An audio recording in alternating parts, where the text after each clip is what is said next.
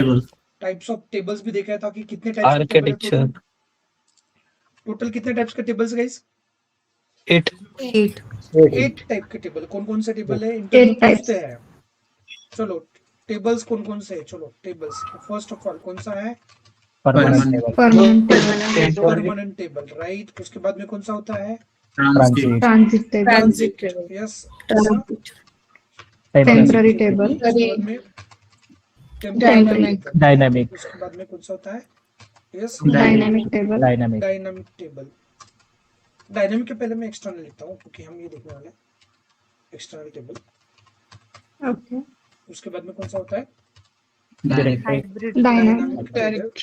Dynamic table उसके बाद में कौन सा दिखा था directory table hybrid table then 7 one is directory table right directory table one last one is iceberg table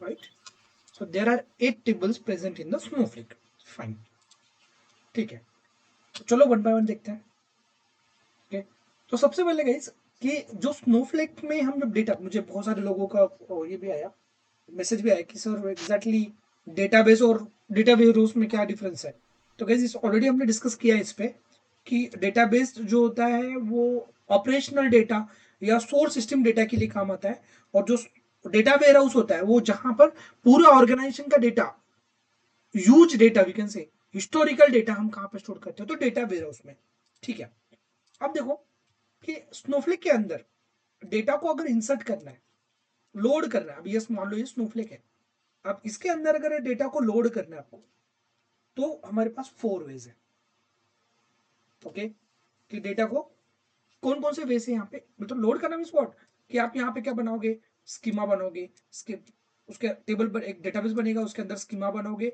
और स्कीमा के अंदर क्या बनेगा टेबल बनेगा राइट तो अगर आपको डेटा को अपलोड करना है तो वी हैव 4 वेज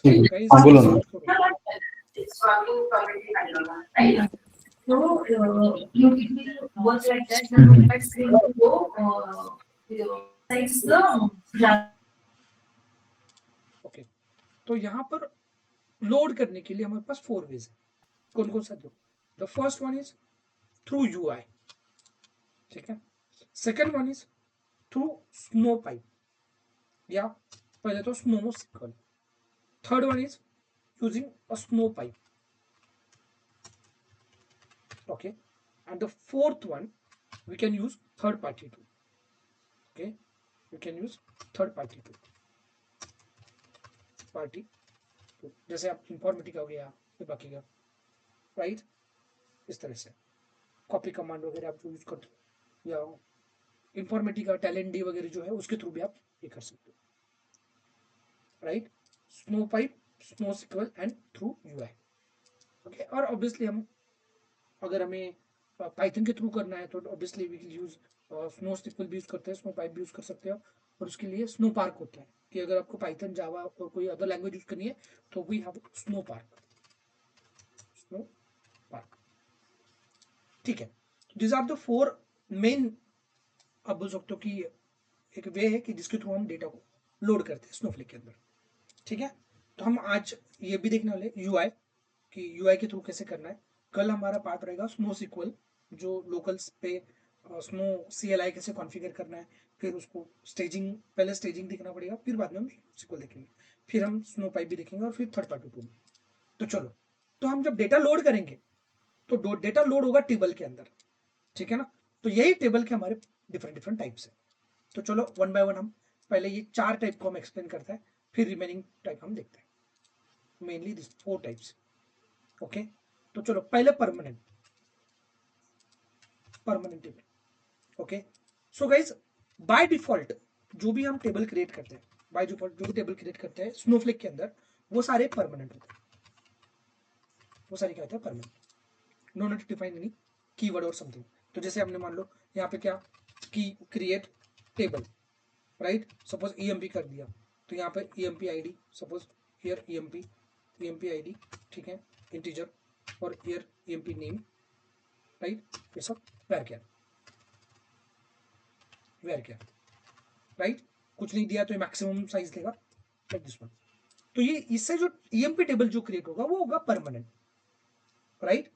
अब परमानेंट मीन्स व्हाट, जब तक आप उसमें का डेटा डिलीट नहीं करते हो वो डेटा वैसे के वैसे रहेगा, या टेबल वैसे के वैसे रहेगा जब तक आप ड्रॉप नहीं करोगे, राइट। अब इसके अंदर आप रिटेंशन पीरियड सेट कर सकते हो, दैट्स अ रिटेंशन पीरियड, कितना आपको रिटर्न करना। रिटेंशन पीरियड मीन्स व्हाट, इसको हम कल भी हमने बताया था, it's a time travel, right. Time travel इसका मतलब क्या है कि अगर आपने डेटा को डिलीट किया, वापस से मैं एक्सप्लेन कर रहा हूँ कि सपोज मान लो यहाँ पर हमने डेटा था 101 जो भी कुछ, सपोज यहाँ पर आईडी था, नेम था, आईडी नेम के एंड सपोज सिटी, और इसमें से कोई रिकॉर्ड अगर आपने डिलीट किया तो आप टेबल क्रिएट करते समय टेबल के कुछ प्रॉपर्टीज क्रिएट होते हैं, तो उस प्रॉपर्टी को आप सेट कर सकते हो, retention property from 0 to 90 days, from 0 to 90 days, इतना उसका रिटेंशन पीरियड होता है कि आप रिटेंशन प्रॉपर्टी 0 to 90 days तक सेट कर सकते हो as per your organisation requirement, कि अगर कोई रिकॉर्ड में डिलीट करता हूं तो वो हमारे पास जो भी बैकअप है उसमें कितने दिन तक रहना चाहिए, तो that is nothing with the retention period. तो एक अच्छा फीचर है गाइस हमारे स्नोफ्लेक का कि इवन इफ अगर गलती से आपका कोई रिकॉर्ड डिलीट भी होता है तो आपके पास आप उसको कॉन्फ़िगर कर सकते हो कितने दिन के लिए चाहिए, आप उसको 5 दिन के लिए कर सकते हो, 10 दिन के लिए कर सकते हो, जो भी आप रिटेंशन प्रॉपर्टी, लेकिन कब होगा, जब आप टेबल क्रिएट करोगे तब इसका कुछ प्रॉपर्टीज होता है, आप उसको सेट करोगे 0 to 90 days, राइट। अगर मान लो आपने टेबल क्रिएट करते समय इसका रिटेंशन प्रॉपर्टी 7 days रखा, या सपोज मान लो कितना 70 days रखा, तो इसका मीनिंग क्या है कि अगर कोई डेटा डिलीट भी करते हो आप तो वो आपके रिटेंशन पीरियड जो बैकअप रहेगा उसमें कितने दिन तक रहेगा, 70 days। तो 70 days के बिफोर आप उसको क्या कर सकते हो, रिकवर कर सकते हो। इसके साथ में आपको इसका फेल सेफ नाम का एक अगेन एक नया फीचर मिलता है कि जो by default it's a 7 days, it's not a configurable, ये कॉन्फ़िगर नहीं होता है, 7 days ही होता है कि इवन इफ अगर 7 days के बाद 70 days के बाद में अगर लगा कि यार ये डेटा हमें रिकवर करना है तो you will have the additional 7 days, okay. तो ये एक्चुअली क्या है, एक बेस्ट फीचर है। इवन इफ सपोज मान लो गलती से कोई डेटा आपका लॉस भी होता है, इवन कोई ड्रॉप हो जाता है तो will recover that. But it guys यहाँ तो कोई डाउट है अभी, परमानेंट टेबल समझ में आया सबको। और जनरली जो भी प्रोडक्शन के जो टेबल्स होते हैं या जो भी हम स्टेजिंग में या सॉरी प्री प्रोड में जो टेबल क्रिएट करते हैं वो सारे के सारे कौन से होता है, permanent table. Clear guys everyone, Yes, sir. कोई डाउट यहाँ पर परमानेंट टेबल में? Yes. परफेक्ट। Yes. जो नॉर्मल टेबल्स होते हैं वो में होते हैं परमानेंट टेबल, राइट, जिसमें रिटेंशन पीरियड 90 डेज का। यस, कोई डाउट है प्रॉड में अलग क्या रहता है फिर? किसमें? लाइक प्री प्रॉड में हम लोग परमानेंट यूज करते हैं, राइट? दोनों में, प्रॉड में और प्री प्रॉड में, ओके। ओके। इवन स्टेजिंग में भी कुछ टेबल हमारे परमानेंट टेबल होते हैं, इवन डेव में कुछ टेबल हमारे परमानेंट होते हैं, ठीक है। दूसरा है गाइस टेम्परेरी टेबल, ध्यान से देखना है, ओके। टेम्परेरी टेबल अब किसके लिए, तो देखो हमें ध्यान से देखना है कि जब तक ये सेशन चल रहा है, ये फाइल है, फाइल में हमने कुछ ऑटोमेशन का कोड लिखा है, ये हमारा कोई स्क्रिप्ट है या शीट है, इट में बी सिक्वल शीट, कहां पर, स्नोफ्लेक के अंदर बोल रहा हूं मैं, तो मान लो ये सिक्वल शीट है या तो कोई पाइथन का शीट जो भी। अब मान लो आपने कोई कोड लिखा है इसमें, आपने कोई कोड लिखा है कि एक डेटा रीड करना है आपको, ठीक है। रीड करके आपने उसको क्या किया, ट्रांसफॉर्म किया, ठीक है। और ट्रांसफॉर्म करने के बाद में आपने उसको टेबल में डंप कर दिया, ठीक है। तो आपका रिक्वायरमेंट देखो क्या है, रिक्वायरमेंट ये है कि जब भी डेटा आएगा, डेटा में हमने कुछ ट्रांसफॉर्मेशन किए और ट्रांसफॉर्मेशन करने के बाद में हमें वो एक टेबल में डंप करके देखना है। टेबल में डंप कर दिया आपने और फिर इस टेबल को हमें वापस से इसका डेटा क्लोन करना है, कहां पर, तो परमानेंट टेबल। तो एक बीच में एक ऐसा एरिया चाहिए या बीच में एक ऐसा टेबल क्रिएट होना चाहिए ऑन द फ्लाई कि जो इस डेटा को होल्ड करे और फिर इसको हम क्लोन करेंगे। क्लोन मीन्स व्हाट, या हम कॉपी करेंगे कि एज इट इज जो डेटा यहां पर टेबल में है वो यहां पर डंप हो जाए।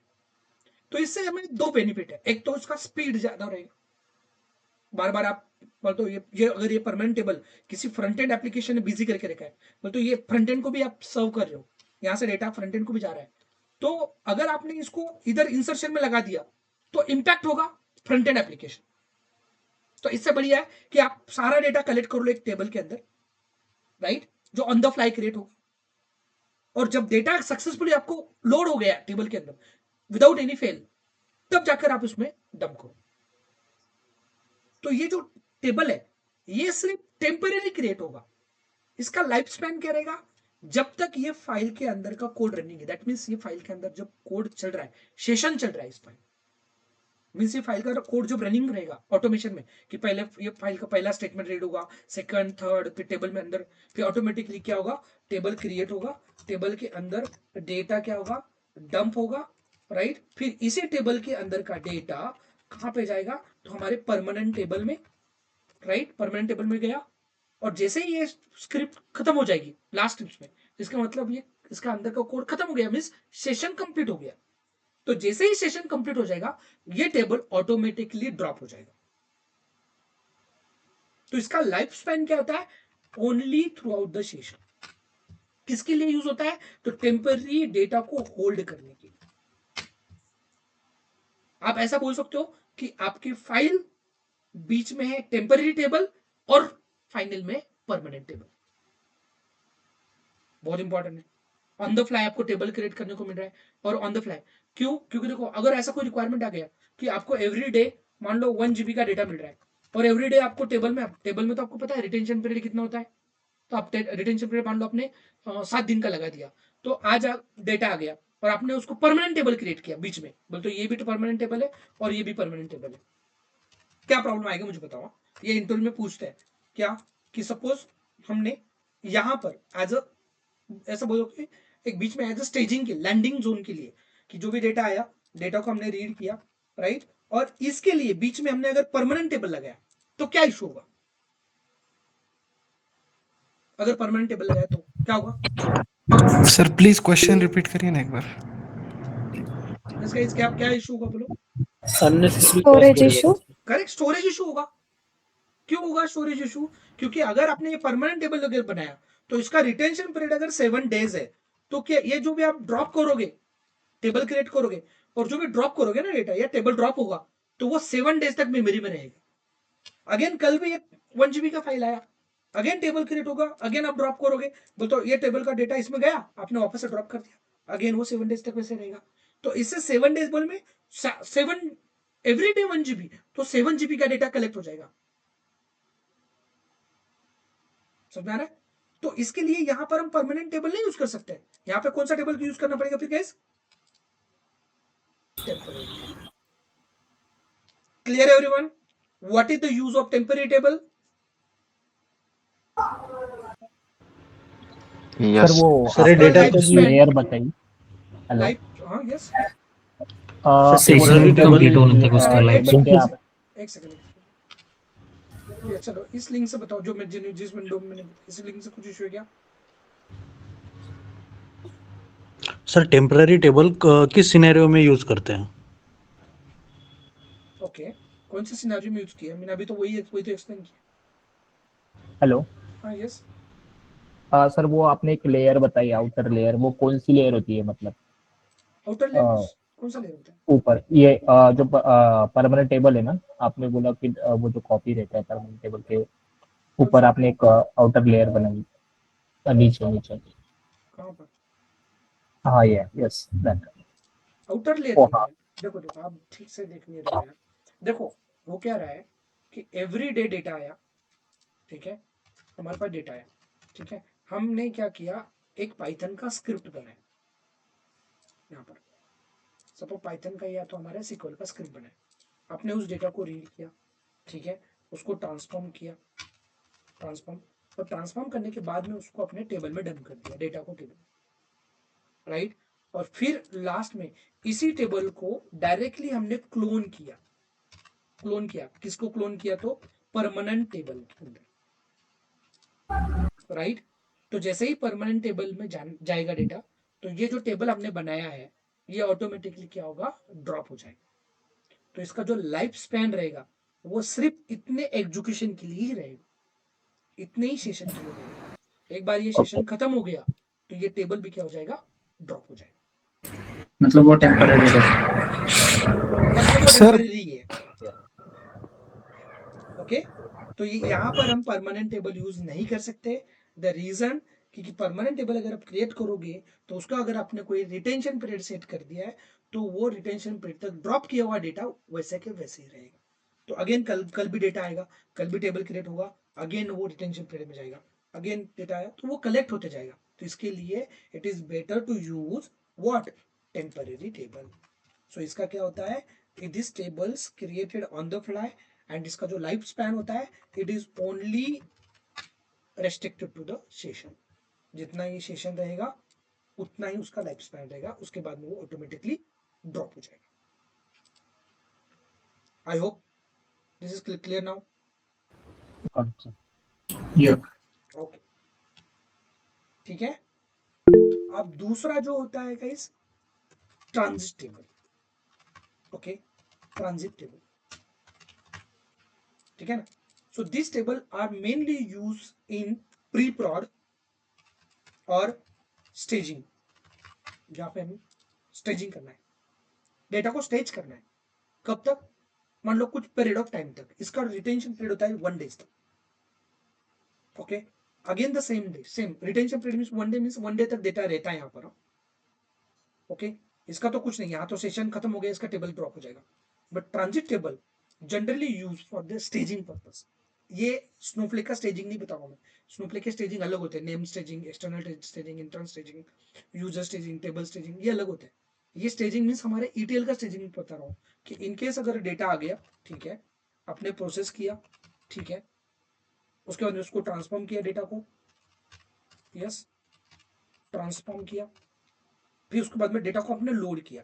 तो firstly it is load in time table, temporary table. Temporary table data कहां पे जाएगा, तो फिर जाएगा ट्रांजिट टेबल में, और ट्रांजिट टेबल का डेटा कहां पे जाएगा, तो हमारे परमानेंट टेबल। तो ट्रांजिट टेबल क्या होता है कि ये है ना 1 डे का रिटेंशन पीरियड लेके चलते हैं, और ये डेटा ये ड्रॉप नहीं होंगे, ये वैसे रहेंगे।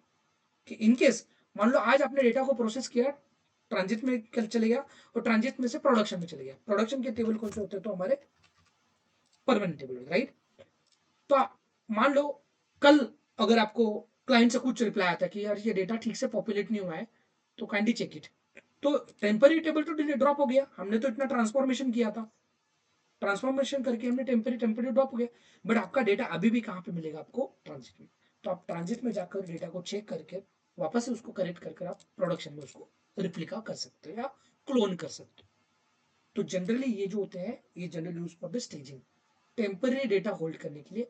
बट इसका जो लाइफ स्पैन है वो परमानेंट, जब तक आप इसको डिलीट नहीं करते। और इसका retention period again it's of 0 to 1 days, right. Cloning अगर करोगे तो clone guys always is right, left to right जाएगा, means what, temporary to transit जा सकता है, टेम्पररी टू आप परमानेंट भी लेके जा सकते हो, ट्रांजिट टू परमानेंट लेके जा सकते हो। बट उल्टा नहीं कर सकते कि परमानेंट टू ट्रांजिट, नहीं, ये पॉसिबल नहीं है। ना तो परमानेंट टू टेम्पररी, ये भी पॉसिबल नहीं है। Clear guys? Yes. Sir temporary sir थोड़ा टेबल क्रिएट हो कॉन्फ्लिक्ट हाँ लग रहा मतलब है, क्रिएट क्योंकि होने आप के बोल बाद रहे हो कि हम उस पर ऑपरेशन ये जो करेंगे, डेटा है बराबर। ना वो परमानेंट रहेगा, और आप बोल रहे हैं कि वो फिर उसका रिटेंशन भी पीरियड है।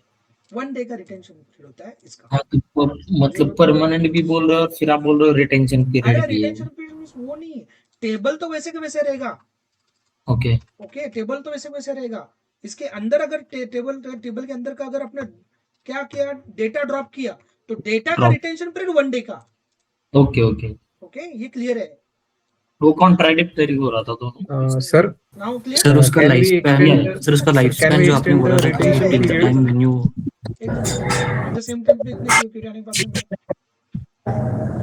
सर Sir, can we मतलब extend the retention ये period? डेटा मतलब पूरा कॉपी होता है क्या, यस मतलब सर, इसका अगर इसका रिसोर्सेज जो का एक्स्ट्रा यूजेस जो नहीं टाइम होंगे स्पैन, लाइफ स्पैन जो आपने बोला कि टिल यू डिलीट कि this table, one means second, तो जब। one second guys, it is better to put your question in chat box. I'll check the chat box because it's create a chaos, so I'm not able to take. Fail safe is a period top of the retention period, yes, it's an additional safe period.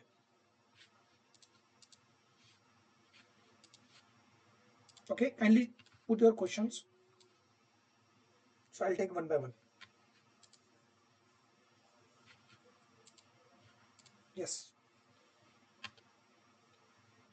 We can extend retention period up to 90 days. That for the only permanent. Okay, but that's transition 0 to 1 days. That's it. ये extend नहीं कर सकते हम. अगर वो करके देखेंगे, देखो एरर आता है, मैं करके बताता हूँ आपको. Okay. Lifespan of the transition table is to delete. Okay, does not create a memory issue. Transitorily, yes, it will not create any memory issue. Is it not a resource overuse? No, no, no. कैसे resource overuse होगा? Because data जा रहा है ना, table थोड़ी. It is necessary to use all table. Yes, that depends on the project requirement. क्योंकि जिस type का रिक्वायरमेंट होगा, जब समटाइम्स क्या होता है, देखो और एक रिक्वायरमेंट बताता हूँ कि समटाइम्स ना ऐसा रिक्वायरमेंट आता है कि मान लो हमारे पास कोई एक ऑर्डर का डेटा आ गया, ऑर्डर डेटा, कहीं पर कस्टमर का डेटा आ गया, राइट, और कहीं पर मान लो कोई सेल्स का डेटा आ गया, एक एग्जांपल. तो हमें तीनों डेटा को इंटीग्रेट करना है.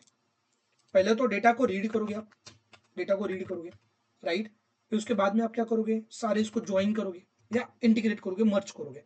फिर मर्ज करने के बाद में उसको एक टेबल में हम इंसर्ट करते हैं, एक ही टेबल में अगर करना है तो. फिर टेबल जाता है ट्रांजिट पे, ट्रांजिट टेबल पे. ओके, और फिर जाता है प्रोडक्शन. तो यहाँ पे क्या किया आपने, सारा डेटा मर्ज किया. और समटाइम ऐसा भी होता है कि आपने डेटा फ्रेम बनाया, ऑर्डर का एक डेटा फ्रेम बनेगा, कस्टमर का एक डेटा फ्रेम बनेगा और सेल्स का. तो तीन अलग अलग टेबल क्रिएट करेंगे हम, तीनों पे ज्वाइन लगाएंगे, और फिर ज्वाइन किया हुआ जो रिजल्ट है उसको हम डंप करेंगे अलग से टेबल के अंदर. तो अब ये क्या कर रहे हो, ऑन द फ्लाई कर रहे हो. जो रिजल्ट का हम ज्वाइन किया, रिजल्ट का हमने टेबल बनाया, राइट, बट ये ऑन द फ्लाई कब तक होना चाहिए, जब तक ये हमारा पाइपलाइन चलेगा. जैसे ही ये स्क्रिप्ट खत्म हो जाएगा, जो टेबल हमने बनाया था वो ड्रॉप हो जाएगा, उसका जो रिजल्ट है वो कैरी होगा. हाँ, अगर आपको वो रिजल्ट परमानेंट चाहिए तो ये आपको चॉइस है कि आप यहाँ पर परमानेंट टेबल यूज करो. ओके, सर यहाँ पे कोई मैन्युअल इंटरवेंशन नहीं होगा ना, फिर सब ऑटोमेटिक होगा ना? सब ऑटोमेटिक, क्योंकि ये ऑटोमेटिक स्क्रिप्ट होगी.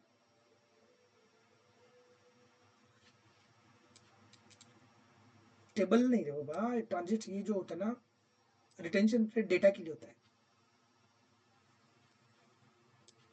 ओके, हम जो ऑपरेशन परफॉर्म करेंगे वो टेम्पररी टेबल में करेंगे. तो जब सेशन क्लोज होने के बाद परमानेंट टेबल का डेटा चेंज नहीं होगा. नहीं, हमें उसके पहले हम टेम्पररी टेबल का डेटा परमानेंट में डालेंगे ना, तो ऑब्वियसली परमानेंट का भी डेटा चेंज होगा. करेक्ट. डेटा फ्लो नहीं, अरे ट्रांजिट टेबल हम इसके लिए करते हैं कि क्योंकि हम बार बार अगर डेली डेटा आ रहा है, राइट, हमें अगर डेली डेटा मिल रहा है और वो डेली डेटा प्रोसेस कर कर प्रोडक्शन में लेके जा रहे हो, तो आप अगर हर दिन मान लो 10 GB का डेटा आता है, तो 10 GB का डेटा वैसे के वैसे अभी जब आप इंक्रीमेंटल लोडिंग चलाते हो, तो इंक्रीमेंटल लोडिंग में होता क्या है कि जैसे मान लो हमें प्रोडक्शन में 1, राइट, ए, सपोज ऐसा हमारा पर टेबल है, कौन सा, ये सपोज हमारे पास टेबल है 1 ए, सपोज 90, सपोज, राइट, 2 बी, सो यहाँ पर सपोज मान लो 50, ठीक है, यहाँ पर 3 सी, क्या यहाँ पर सपोज 67.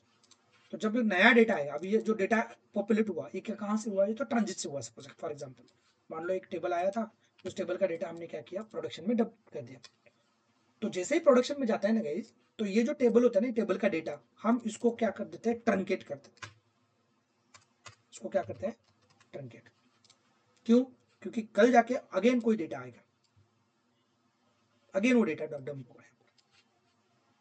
ओके, तो आप मुझे बोलो अगर ट्रंकेट करोगे तो जो भी आपने डेटा लॉस किया है, तो अगर यहाँ पे परमानेंट यूज करोगे और परमानेंट का रिटेंशन पीरियड अगर आपने 50 डेज दिया है, तो जो डेटा आपने ट्रंकेट किया ना वो 50 डेज तक रहेगा वहीं के वहीं.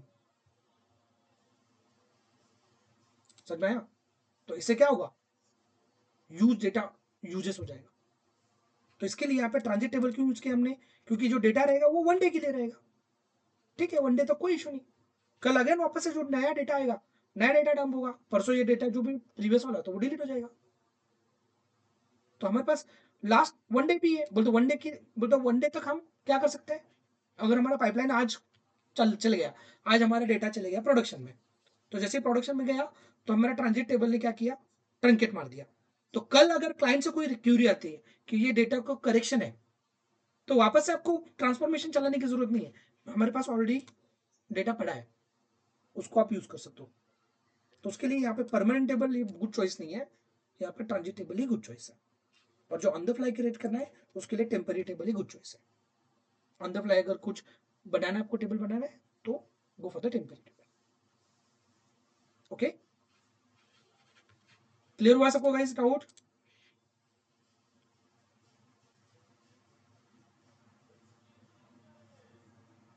Yes guys, transit table drop नहीं किया तो वो मोर देन बोले टेबल के बारे में नहीं रे बाबा, यहाँ पे डेटा के बारे में चल रहा है।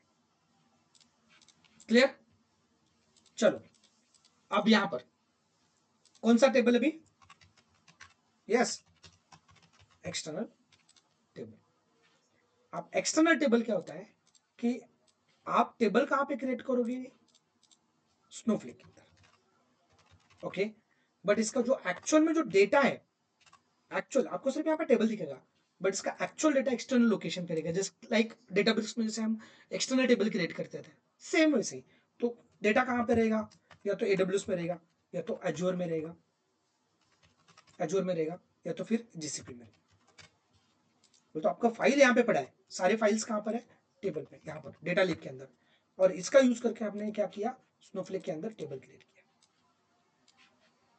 जिन जो लोगों का डेटाबेस हो गया है ना, जिन्होंने देखा मैनेज टेबल और एक्सटर्नल टेबल, वो रिलेट कर पा रहे होंगे।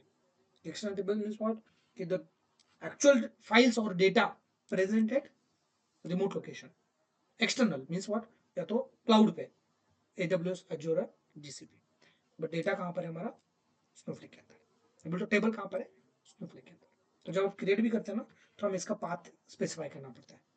तो सपोज मान लो S3 में अगर आपने फाइल क्रिएट किया ना, तो S3 का सारे फाइल्स का पाथ रहेगा, उसका यूज कर हम टेबल क्रिएट करते हैं।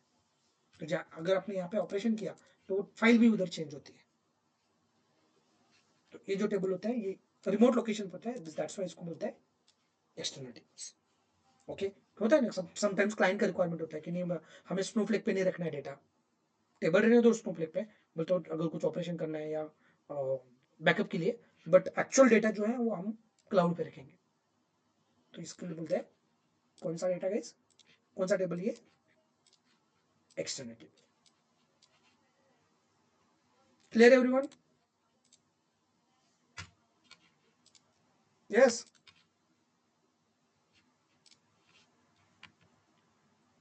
No we can't move, transit से टेम्पररी में नहीं जा सकते, टेम्पररी से ट्रांजिट पे जा सकते हैं। सर यूज कब करते हैं इन्हें?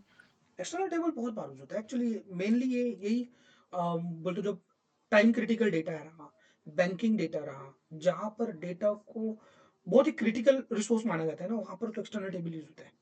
और सारे प्रोडक्शन टेबल जो होते हैं ना, एक्सटर्नल टेबल और परमानेंट टेबल दोनों ही होता है मेनली। और सबसे ज्यादा तो एक्सटर्नल टेबल क्यों, बैकअप के लिए, कि इनकेस अगर कुछ डिजास्टर भी होता है, कल को जाके स्नोफ्लेक बंद भी गिरता है, तो इनके पास पूरा का पूरा डेटा रहेगा।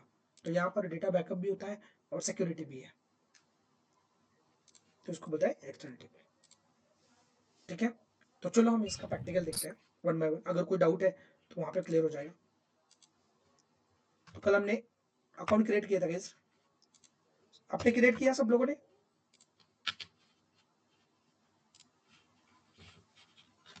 Hello, Yes, sir. Yes, sir. Great. Yes sir. अगर बोर लग रहा है तो स्टॉप करोगे session? No, sir. No sir, Yes, sir. No हाँ सर। सर। ऐसा कुछ No, sir. है ना, एक सेकंड चार्जिंग को लगने दो। कंफ्यूज नहीं होना एकदम, हर एक इसके लिए अलग अलग है। ठीक है, साइनिंग का काम है इसका।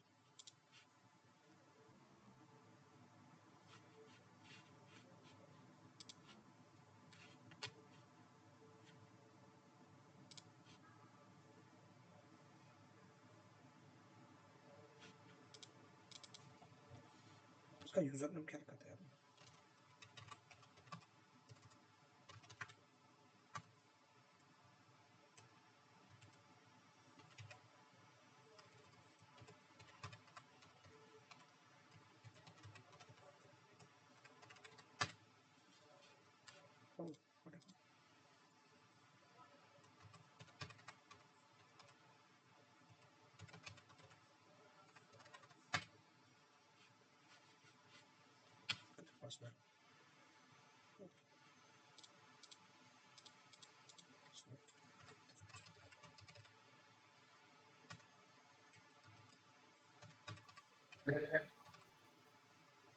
Hello sir. Yes sir actually कल का रिकॉर्डिंग शेयर कर दीजिए एक बार। वो स्नोफ्लेक का भी मतलब अकाउंट ओपन नहीं किया है।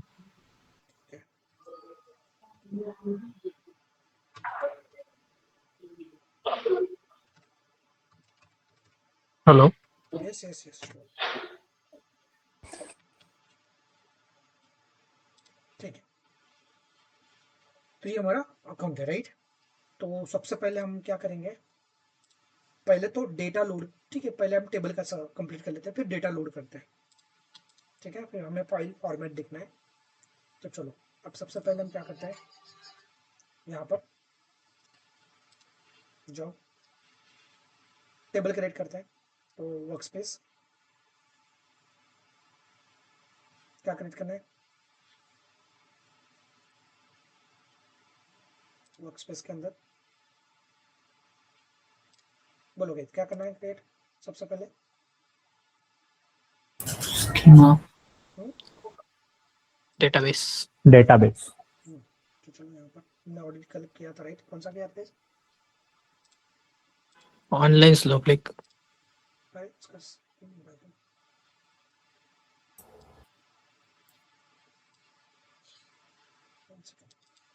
ऑनलाइन ऑनलाइन का कुछ था। चलो यहाँ पर आज का क्या है, ऑनलाइन स्नोफ्लेक सेशन 2, ठीक है।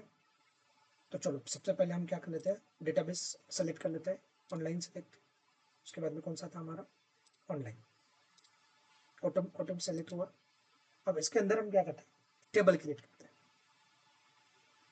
ओके, डिफरेंट डिफरेंट टेबल, कौन कौन से? चलो तो पहले क्रिएट टेबल, सपोज मान लो मैंने ईएम, राइट, यहाँ पर क्या, suppose ID integer name value,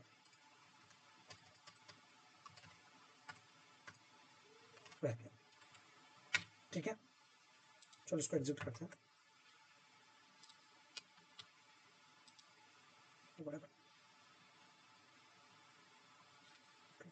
मैंने किया,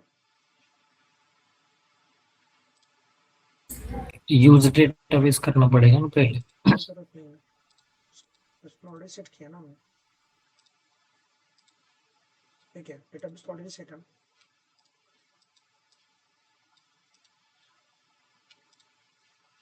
सेशन है नॉट करेंट डेटाबेस बाय, यार करके आगे साइड देना पड़ेगा। कोई जरूरत नहीं, ठीक है। यूज कौन सा था हमारा, online,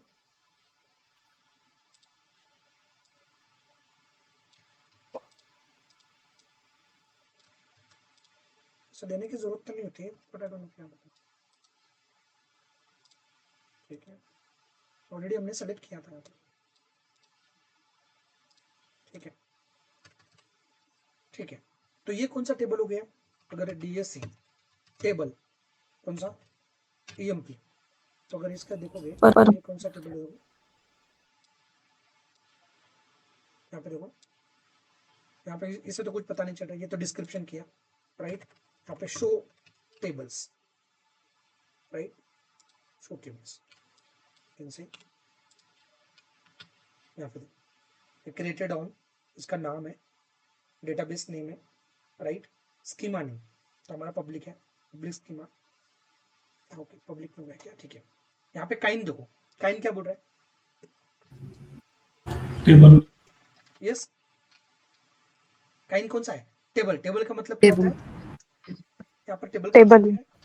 it's a permanent table. Permanent table. By default कौन सा होता है फिर? Permanent table. Permanent. Permanent permanent. तो अगर आप देखोगे आगे इसके, तो ये सारा आपको यहाँ पे दिखेगा कि इज एक्सटर्नल है क्या, राइट, हाइब्रिड है क्या, आइसबर्ग है क्या, नो नो नो नो आ रहा है, ठीक है। तो ये कौन सा टेबल है? परमानेंट। बाय डिफॉल्ट जो हमने टेबल क्रिएट किया वो सारे के सारे कौन से होते हैं? परमानेंट टेबल, ठीक है। अब मान लो कि मुझे कौन सा क्रिएट करना है? टेम्पररी टेबल क्रिएट करना है। तो देखो क्रिएट, कौन सा? टेम्पररी टेबल, ठीक है।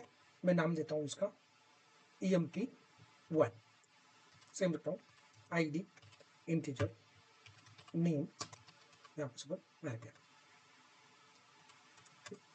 ठीक है। इसको ध्यान से देखना है। टेबल क्रिएट हुआ, अगेन मैं शो टेबल्स करता हूँ, देखो कौन सा टेबल क्रिएट हुआ, देखो टेम्परेरी टेबल। Correct, temporary. अब जैसे ही अगर मैं सेशन को इसको क्लोज करूंगा ना, ऐसे ध्यान से देखना है, मैं इसको क्लोज कर देता हूँ और वापस से मैं इसको ओपन करता हूँ। कौन सा था फाइल हमारा? ऑनलाइन का फाइल, ठीक है।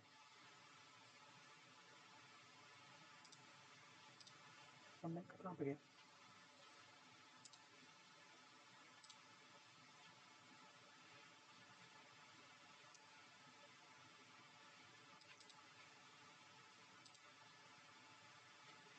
वर्कस्पेस करेक्ट है, ठीक है, कोई प्रॉब्लम। तो ये हमने किया, राइट, ऑनलाइन सपोर्ट मैंने कर दिया। तो अगर मैं अब यहाँ पे शो टेबल्स कर दूँ, choose database online, public schema में क्रिएट होगा, राइट। तो यहाँ पे अगर मैं शो क्या टेबल्स का, तभी डेटाबेस सेलेक्ट करना होगा, क्या देखते हैं। तो देखो क्या होगा, कौन सा दिख रहा है? परमानेंट वाला सिर्फ। हो गया डिलीट। तो जैसे मैंने फाइल को क्लोज कर दिया पर टेम्पररी वाला डिलीट हो गया, ठीक है। अब अगर सपोज मान लो मुझे कौन सा क्रिएट करना है? ट्रांजिट करना है, राइट। तो sir create yes Sir, yes, how to convert temporary table, how to clone temporary Transient table into permanent table? वो बताता हूँ मैं कैसे। क्लोन कमांड होता है उसके लिए, ओके। आगे आगे बता, तो पहले ये टेबल के टाइप्स पहले देख लेते हैं, फिर कम क्लोन करते हैं उसको। तो क्रिएट व्हाट टेबल, कौन सा चाहिए गाइस आपको? यहाँ पर आप टेम्पररी को आप टेम्प भी कर सकते हो गाइस, ओनली टेम्प और टेम्पररी दोनों भी। तो चलो कौन सा चाहिए हमें? Suppose transit, right. कौन सा है? EMP2, here ID integer, yes, name वैक्या। सो इसका भी साइज दे दो, राइट।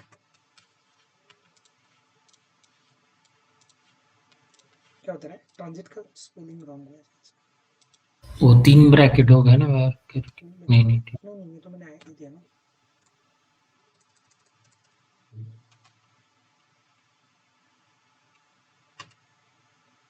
ट्रांजिएंट,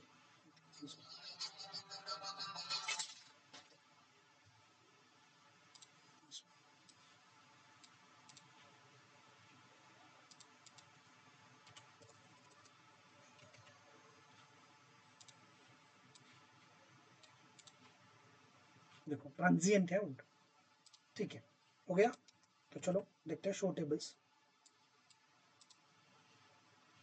तो यहाँ पे देखो ट्रांजिएंट, ओके। तो नाम से पता चल रहा है कि ये टेम्पररी टेबल है, ये कौन सा है? ट्रांजिट टेबल है, राइट। ये सॉरी, ये परमानेंट टेबल है, ये ट्रांजिएंट टेबल है। उसके बाद में टेम्पररी देखा हमने, दूसरा कौन सा होता है गाइस? एक होता है hybrid table. Okay, external table तो अभी क्रिएट नहीं कर सकते क्योंकि हमें AWS और उसको कनेक्ट करना है, तो हम आगे देखेंगे। दूसरा होता है हाइब्रिड टेबल। थोड़ा ध्यान से देखना है, एकदम ध्यान से। हाइब्रिड टेबल, मान लो मैंने EMP4 कर दिया, हाइब्रिड टेबल EMP4, और यहाँ पर अगर मैंने कोई आईडी लगाया, ID suppose ID name, okay, and where क्या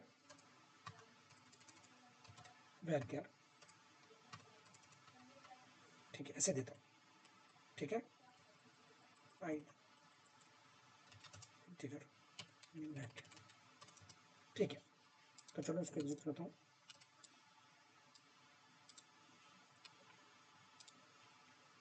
हो गया, क्रिएट अपडेट,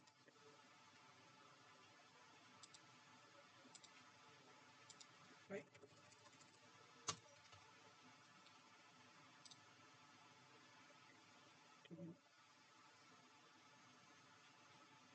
हाँ, यहाँ पे क्या लगता है हमें, प्राइमरी की, ठीक है। चलो इसको क्रिएट करते हैं। क्या हो गया, सर वर्कर का फाइल देना रह जाए।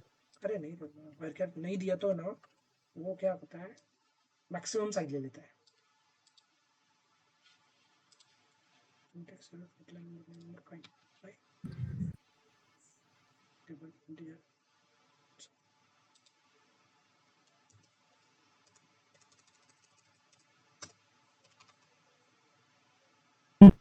Bracket missing. करेक्ट है, एम्प्लॉय आईडी सर। करेक्ट है, ये साइज दिया ना उसके लिए ब्रैकेट बढ़ गया यहाँ पे।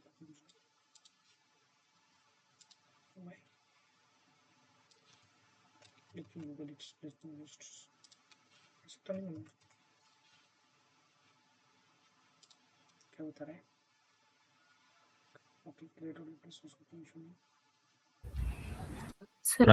प्राइमरी के आगे की नहीं दिया। उसके अंदर आगे क्या हो गया,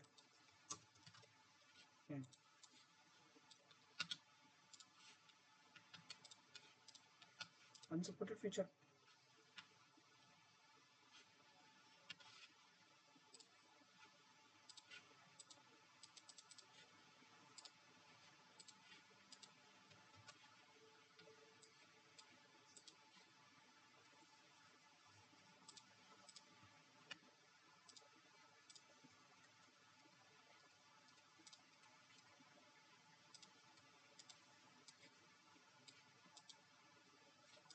एनेबल करता है, देखते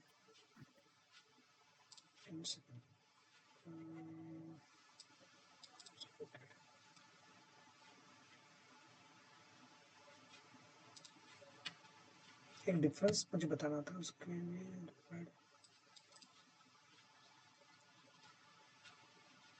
नहीं, कुछ भी चाहिए नहीं, रिक्वायर्ड।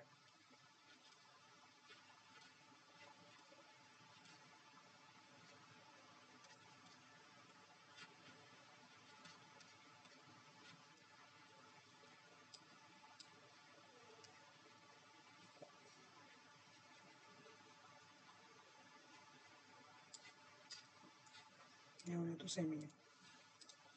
हाँ, क्रिएट और replace hybrid, correct, integer primary की, unsupported feature क्या बता रहा है,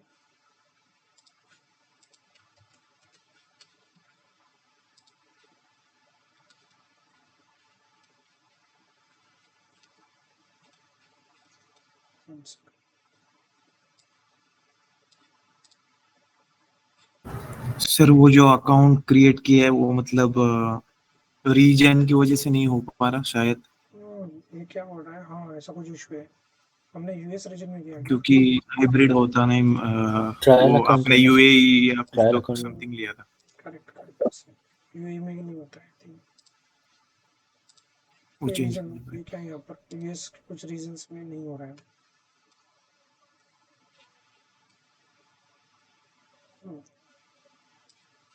नहीं सर वो फ्रंटियर के लिए हाँ मुंबई रीजन नहीं है उसमें। सर मे भी उसको एनवायरनमेंट क्रिएट करना पड़ेगा कुछ तो उसका। नहीं इन्वायरमेंट का नहीं होता है, वो रीजन का ही इशू है। क्योंकि एक बार मुझे आया था तो मैंने क्या किया था, दूसरा अकाउंट क्रिएट करके ये किया था। क्योंकि So उसके नीचे लिखा है hybrid table are not supported in the trial basis. Okay मे भी वैसा हो सकता है कि ट्रायल बेसिस पे सपोर्ट नहीं।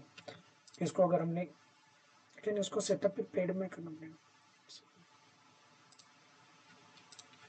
ठीक है कोई नहीं, उसका एग्जाम मुझे डिफरेंस बताना था आपको। चलो मैं थ्योरेटिकल बता देता हूँ कि एक्चुअली क्या होता है। थोड़े ध्यान से देखो, डिफरेंस क्या बताना था मुझे, किसको मैं निकाल देता हूँ थोड़े ध्यान से।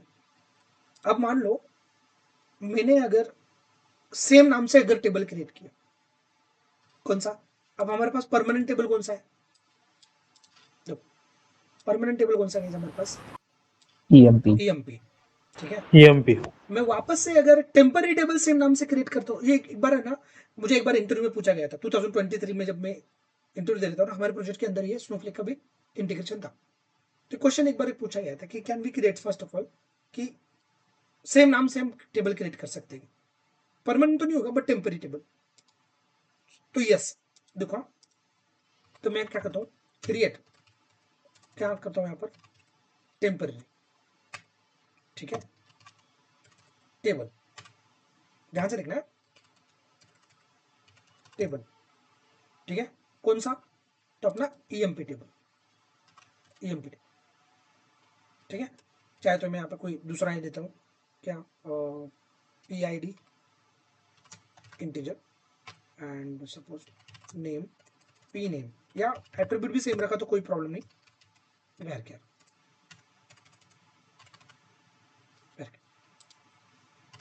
ठीक है, अब मैं इसको क्रिएट करता हूँ, देखो EMP। अगर मैं शो टेबल्स करूंगा तो मुझे कौन सा टेबल शो होगा, देखो कौन सा टेबल हो रहा है, देखो टेम्पररी। तो इसका मतलब क्या है कि हमारे परमानेंट टेबल ओवरराइड होगा क्या, नहीं। नो। अब देखो समटाइम्स इन सम प्रोजेक्ट एक डेटा प्रोटेक्शन लगाने के लिए भी ऐसा सिनेरियो यूज करते हैं कि मींस व्हाट, कि आपका परमानेंट टेबल रहेगा यहाँ पर, राइट, और उसके आगे ही एग्जैक्टली दूसरा एक टेबल रहेगा। ये परमानेंट टेबल है, इसका नाम भी EMP है, और ये भी परमानेंट टेबल, इसका नाम भी EMP है। समटाइम्स दोनों के स्कीमा सेम है। तो जस्ट लाइक ऐसे मान लो ऐसे इसके आगे लगाया प्रोटेक्शन की तरफ, कि इनकेस अगर कुछ होता है तो इसके साथ हो जाए, हमारा मेन टेबल प्रिजर्व रहेगा। इसका मतलब क्या है कि अगर मैं इंसर्शन चलाता हूं इसमें होगा, फिर हम इसमें से बाकी का इसमें क्लोन कर सकते हैं, यहाँ का डेटा यहाँ पे क्लोन कर सकते हैं। बट अगर मैं इस केस में अगर मैं ड्रॉप चला देता हूं तो कौन सा ड्रॉप होगा, ड्रॉप टेबल, टेबल कौन सा है, EMP। तो गाइस कौन सा ड्रॉप होगा, परमानेंट होगा, टेम्पररी। करेक्ट। ड्रॉप करेंगे तो भी किसका टेम्परेचर, देखो यहाँ पर मैं ड्रॉप करूंगा ना EMP, तो कैसे एक ड्रॉप हो गया। वापस से मैं अगर शो टेबल बताता हूँ तो शो टेबल देखो ऐसे कैसे परमानेंट ऐसे। तो ये डेटा प्रोटेक्शन में यूज होता है जनरली, समझ में आया, ये कौन सा समझ में आएगा। सर जब टेम्पररी टेबल क्रिएट हुआ था तो उसने परमानेंट टेबल को मास्क कर दिया था, ऐसा बोल सकते हैं क्या? बोल सकते हैं मास्क किया, बोल तो आपने क्या किया, उसको मास्क किया, हाँ ये सब बोल सकते हो। ओके, एक ऐड ऑन कि जब क्लियर आपने क्रिएट दोबारा, हाँ आपने जब शो टेबल किया तो परमानेंट टेबल आया ही नहीं ना, हम वहाँ पे मल्टीपल सिर्फ टेम्पररी यूज आया। कर सकते हैं क्या सर, डुप्लीकेट मतलब जब हम जो टेम्पररी टेबल है, जो टेम्पररी टेबल है वो डुप्लीकेट क्रिएट कर सकते हैं क्या, कर सकते एक ही नाम से। टेम्पररी नहीं, टेम्पररी में नहीं होगा ना, सेम कैटेगरी में नहीं होगा। ओके ओके, टेम्पररी नहीं होगा, फिर वो राइड हो जाएगा। बट यहाँ पे दो डिफरेंट कैटेगरी है, दैट्स व्हाई वो अलाउड है।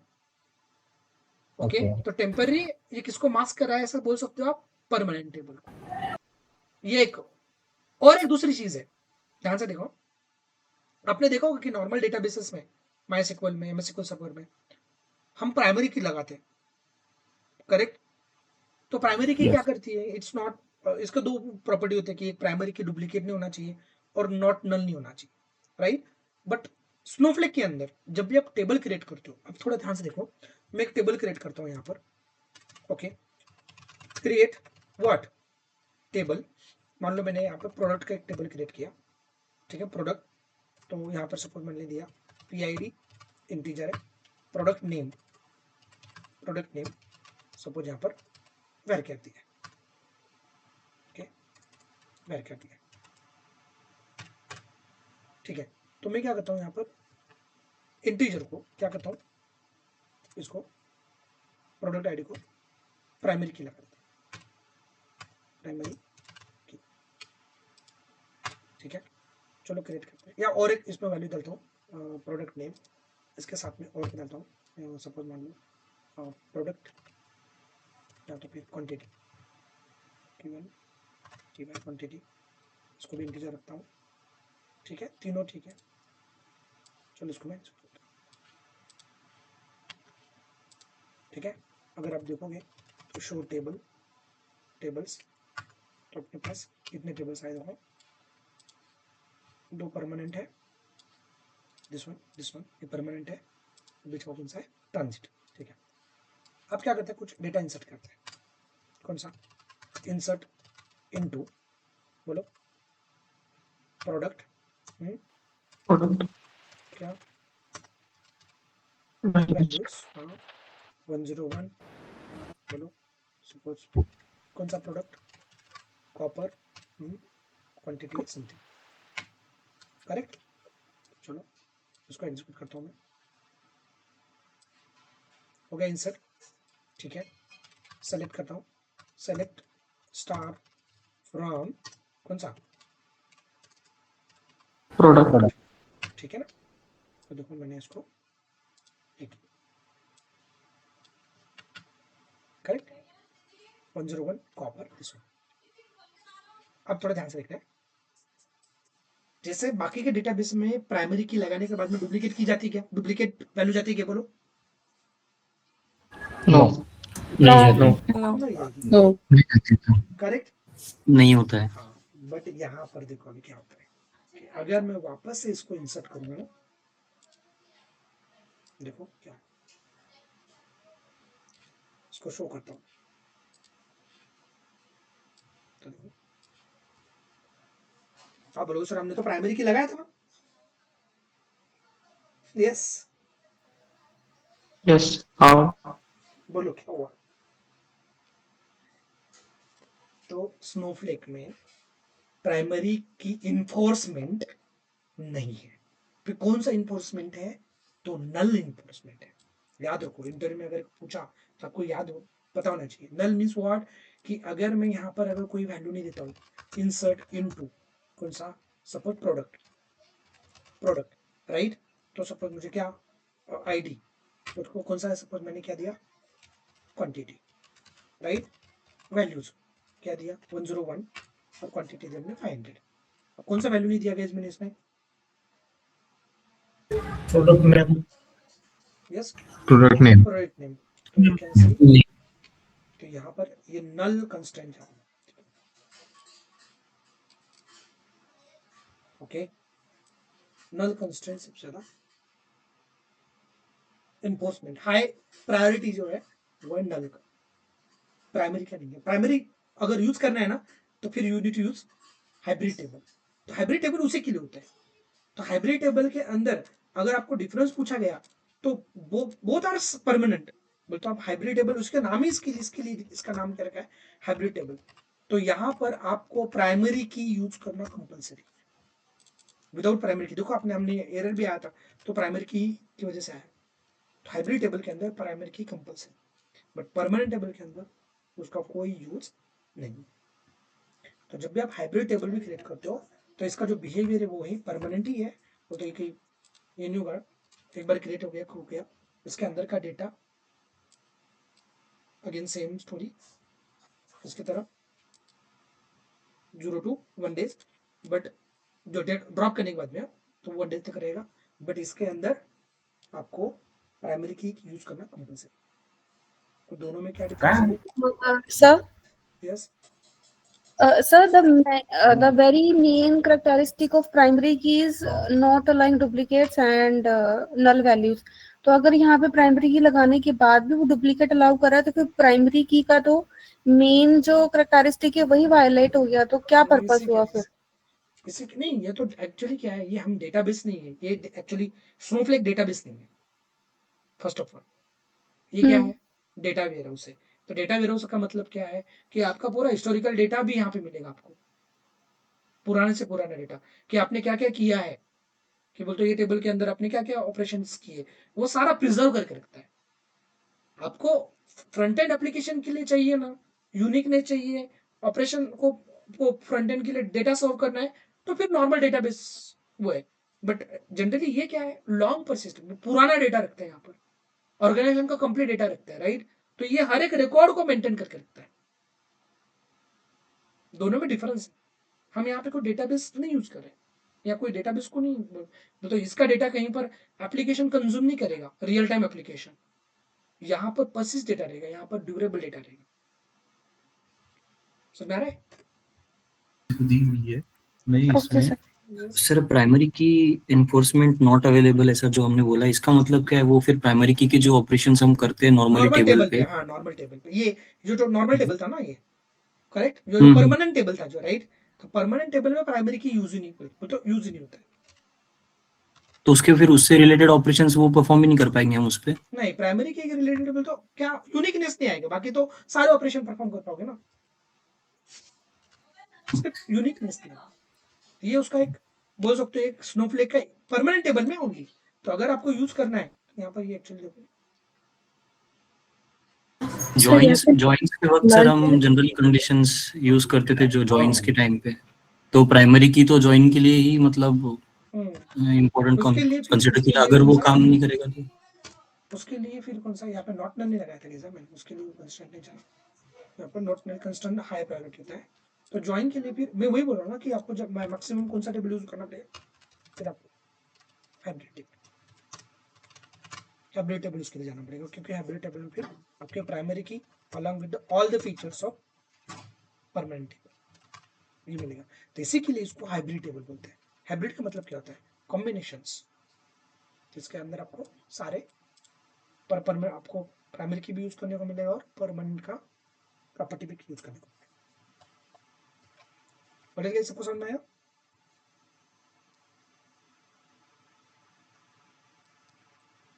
Yes yes sir. कौन सा सर उसमें वायलेशन होता नल है, क्या वायलेशन है, इन्फोर्समेंट, सब देख लिया। इसमें जो नल इन्फोर्समेंट हमने रखा सर है क्या है अपने को मतलब क्लाइंट वही ये बताता है कि कंस्ट्रेंट कौन है, सा मतलब टेबल नल यूज करना है, इन्फोर्समेंट का। परमानेंट या टेम्पररी। एक second, eight the same time पे 3-4 क्वेश्चन आ गए। एक सेकंड, पहले लिंक से बोलिए, इस लिंक से कौन क्या पूछा? सर फिर जो हमने नल इन्फोर्समेंट का बोला था, तो उस पे सिर्फ वो एक ही कंस्ट्रेंट है मतलब हमारे लिए उस टेबल में। यस, परमानेंट टेबल में ओनली परमानेंट, तो मोस्टली हम परमानेंट टेबल की जगह हाइब्रिड टेबल में ही क्लोन करेंगे क्या फिर? मतलब मेनली हाइब्रिड टेबल यूज होता है कि आपका जो और सर मतलब ट्रांजिएंट टेबल में भी प्राइमरी की का इशू होगा क्या वो? वहां पर नहीं होगा, only in permanent table. Okay sir, एक बार ट्राई करके देखो। ओके, और कोई क्वेश्चन है दूसरे लिंक पे से?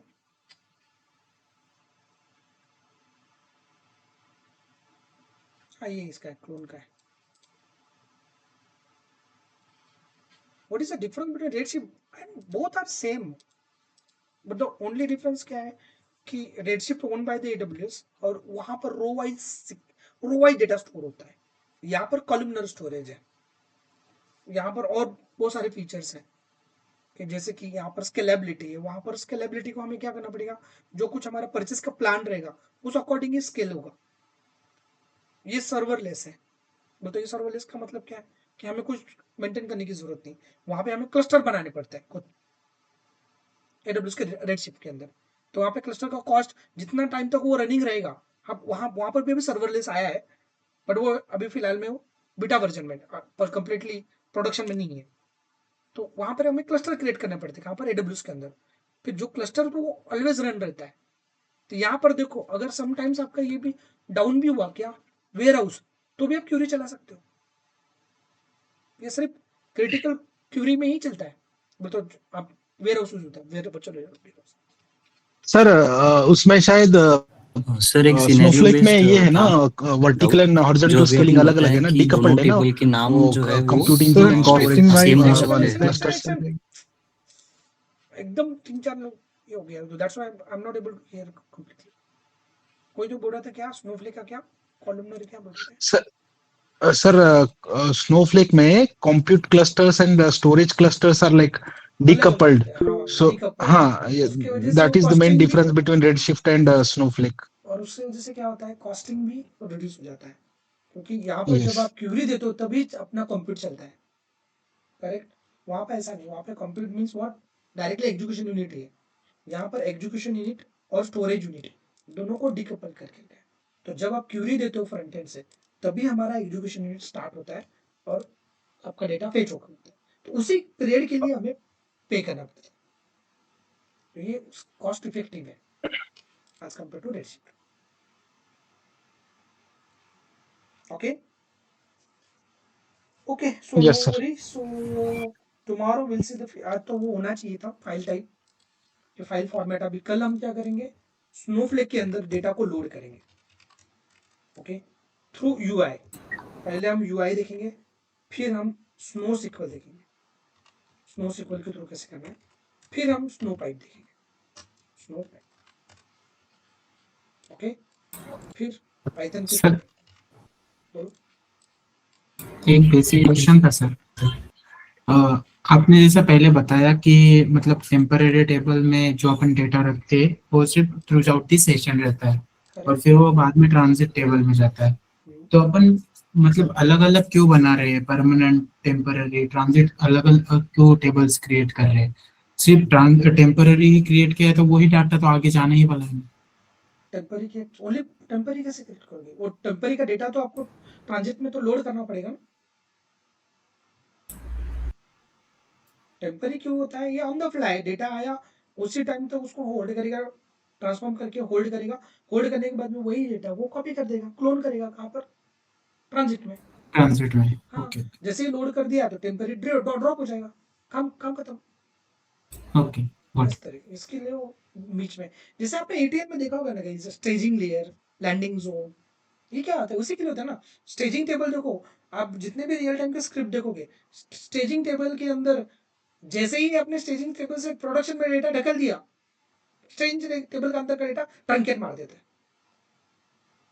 क्यों करते हैं, क्योंकि कल और एक डेटा आएगा, कल और नया डेटा आएगा, तो कल नया डेटा आया और वो लोड करेगा स्टेजिंग टेबल, अगेन प्रोडक्शन तक जाने तक, जैसे ही प्रोडक्शन में डंप हो गया, स्टेजिंग टेबल ट्रंकेट हो गया, अगेन ये चलते रहता है।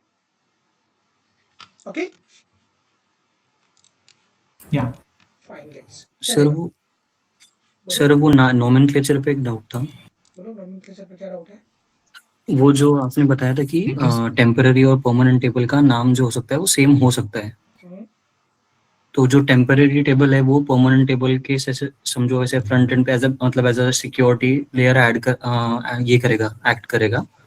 तो जो हम ऑपरेशंस फिर जब परफॉर्म करेंगे और फिर समझो हमने टेम्पररी टेबल को कुछ चेंज किया ट्रांसफॉर्मेशंस लगा के, फिर हम दोबारा से उसको मतलब क्लोन करेंगे, तो उसका फिर वो सेम कॉपी जो ओरिजिनल जो परमानेंट वाला जो टेबल है उसी पे बनेगा या फिर वो भी एक अलग बन जाएगा? अलग क्योंकि डेटा चेंज हो जाएगा। डेटा चेंज में तो पहले टेम्पररी में होगा, बराबर है, टेम्पररी में हाँ, होने के और बाद में वो क्लोन होगा किसमें, तो जब क्लोन करेंगे तो समझो हमारे पास में जो इनिशियल कॉपी थी एक परमानेंट की वो अलग रहेगी, और फिर जो चेंज करने के बाद में फिर वो एक दूसरी कॉपी बन जाएगी दूसरी कॉपी कैसे, परमानेंट टेबल की, दूसरी फिर कॉपी उसी में होगा मतलब। डेटा जो परमानेंट टेम्पररी में आया वही तो डेटा जाएगा ना परमानेंट में, कॉपी बट वो कैसे? अभी ट्रांसफॉर्म हो चुका है ना, जैसे पहले में अगर हमने डुप्लीकेट्स नहीं निकाले होंगे टेम्पररी में, और परमानेंट में भी वही वाला टेबल डेटा होगा, और दूसरी बार जब हम टेम्पररी में से समझो हमने डुप्लीकेट्स निकाल दिए अरे और फिर हम उसको, आपको कॉन्सेप्ट नहीं समझ में आया। जब स्क्रिप्ट चलेगा तब तक ही उसका लाइफ स्पैन होता है टेम्पररी का। आपका जो SQL का स्क्रिप्ट रहेगा या पाइथन का जो स्क्रिप्ट रहेगा ना, तो जब तक वो एग्जीक्यूशन में है, सेशन चालू है, तब तक ही होगा। जैसे ही वो बोल तो लास्ट लाइन बोल तो आ गया, सेशन खत्म हो गया तो ड्रॉप हो जाएगा। ड्रॉप मीन्स व्हाट, वो उसके आगे से हट जाएगा। जब सेकंड टाइम जब जॉब चलेगा वापस से वो क्रिएट होगा उसी कॉन्फ़िगरेशन से जो परमानेंट का है। डेटा पहले लोड होगा टेम्पररी में, और फिर वो सिर्फ स्क्रिप्टिंग के टाइम पे रहेगा, मतलब हाँ, सिर्फ। इसका लाइफ स्पैन सिर्फ उतना ही होता है एग्जीक्यूशन में, वो हम परमानेंट अटैच नहीं होता है। जैसे ही डेटा गया परमानेंट में वो ड्रॉप हो जाता है। Okay okay sir. उसके लिए चलेगा गाइस। सो कल हम डेटा लोड देखते हैं कि डेटा कैसे लोड करना है थ्रू